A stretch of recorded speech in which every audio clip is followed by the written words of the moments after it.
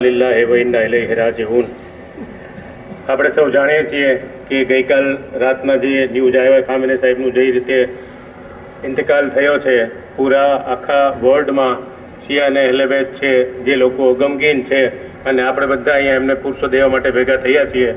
મૌલાના સાહેબે જેમ કીધું કે કેટલી મોટી શખ્સિયત હતી, જે આપણા રહેબર હતા, રહેનુમા હતા અને જે રીતે એમણે આપણને શીખવ્યું છે કે અહિંસા સામે અને જે લોકો અન્યાયી છે એના સામે કઈ રીતે લડવું, અને ગમે એવો પણ અન્યાય હોય દુનિયામાં ગમે ત્યાં તો આપણે સત્ય શું તો સત્ય સામે હંમેશા ઊભું રહેવું અને અડગ ઊભું રહેવું। સામે દુનિયાની કોઈ પણ તાકાત હોય તો ક્યારે પણ આપણે ઝૂકવું જોઈએ નહીં। અને આપણે મૌલાના સાહેબે કીધું એમ ઇરેસ્પેક્ટિવ આપણા ઉપર ડિફિકલ્ટીઝ હોય, પણ જ્યારે પણ આપણે કોઈ એવી જવાબદારી લઈ અને કોઈ નિર્દોષ લોકોની બચાવવા માટે નીકળ્યા હોય તો ક્યારે પણ ગમે એવી તકલીફ આવે તો આપણે ઘર ન છોડવું જોઈએ, આપણો મુકામ ન છોડવો જોઈએ અને કોઈ એવી વ્યક્તિ જોડે, કોઈ એવું પ્રશાસન જોડે કે કોઈ પણ એવા અહિંસક લોકો જોડે આપણે ક્યારે પણ કોમ્પ્રોમાઇઝ કરવું ન જોઈએ। એ સ્પેશિયલી જે મેસેજ છે ખામની સાહેબનો એને આપણે બરકરાર રાખશું અને એમની જિંદગીમાંથી ઘણું બધું શીખશું।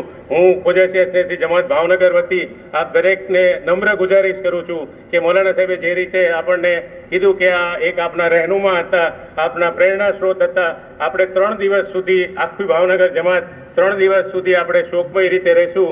જેવી રીતે આપણા ઘરની અંદર કોઈ વડીલ મુરબ્બી અથવા આપણા ઘરનું માણસને આપણા વચ્ચેથી ચાલ્યું ગયું હોય તો આપણે 3 દિવસ સુધી જે રીતે ખાઈએ છીએ, પીએ છીએ, રહીએ છીએ, ફાતિયા જ્યારે બી આપણે ઇફતાર કરીએ, રમઝાનુલ મુબારક છે, ફાતિયા કુરાન શરીફ જેટલું બને એટલા બક્ષિસ આપણે આપશું, જેથી કરીને એમને રૂહને આલા હતા દરજ્જો મળે અને એમના ગુનાની એમને જે કંઈ પણ જે છે એ માફ થાય અને એમને જન્નતુલ ફિરદૌસમાં જગ્યા મળે।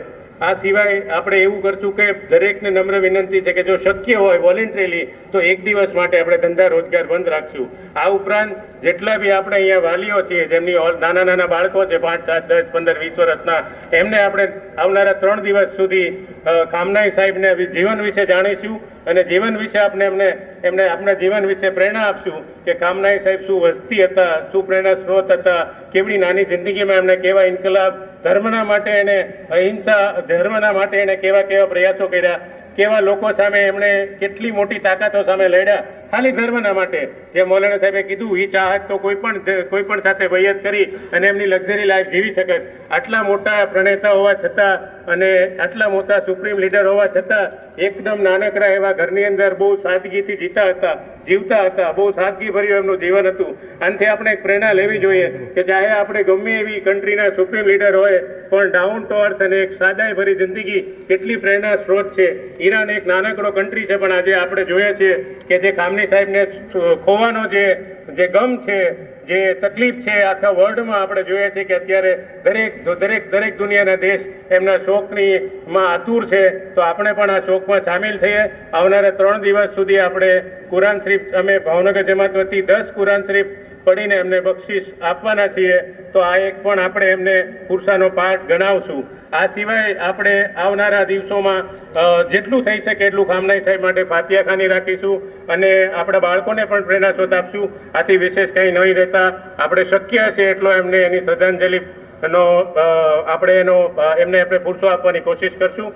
આપ અહીંયા હાજર રહ્યા પુરસો આપવા માટે ભાવનગર જમાત વતી હું એમનો શુક્રિયા અદા કરું છું।